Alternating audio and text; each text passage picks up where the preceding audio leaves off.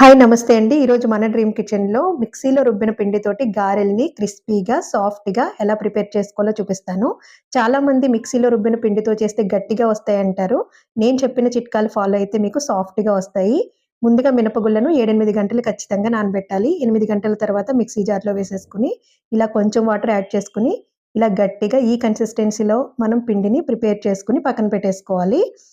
తర్వాత ఒక బౌల్‌లోకి ట్రాన్స్‌ఫర్ చేసుకొని, కట్ చేసి పెట్టిన ఆనియన్స్, పచ్చిమిర్చి, ఇష్టం ఉన్న వాళ్ళు అల్లం కూడా యాడ్ చేసుకోవచ్చు. ఒక టేబుల్ స్పూన్ జీలకర్ర, టేస్ట్ ప్రకారం సాల్ట్ యాడ్ చేసుకొని, కలుపుకొని పక్కన పెట్టేసుకొని, స్టవ్ వెలిగించుకొని బాండ్లీ పెట్టుకొని డీప్ ఫ్రైకి ఆయిల్ వేసుకోవాలి. ఆయిల్ కాగిన తర్వాత గారెల్ని వేసుకొని వేయించేసుకోవడమే.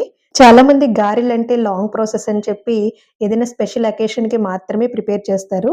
బట్ ఇప్పుడు నేను చెప్పిన పద్ధతిలో గనక మీరు ప్రిపేర్ చేసుకుంటే, మీరు రెగ్యులర్‌గా గారెల్ని బ్రేక్‌ఫాస్ట్ లిస్ట్‌లోనే చేర్చేస్తారు. చూసారు కదా! ఎంతో సాఫ్ట్‌గా క్రిస్పీ గారెలు ఎలా తయారైపోయినాయో మీరు కూడా తప్పకుండా ట్రై చేయండి.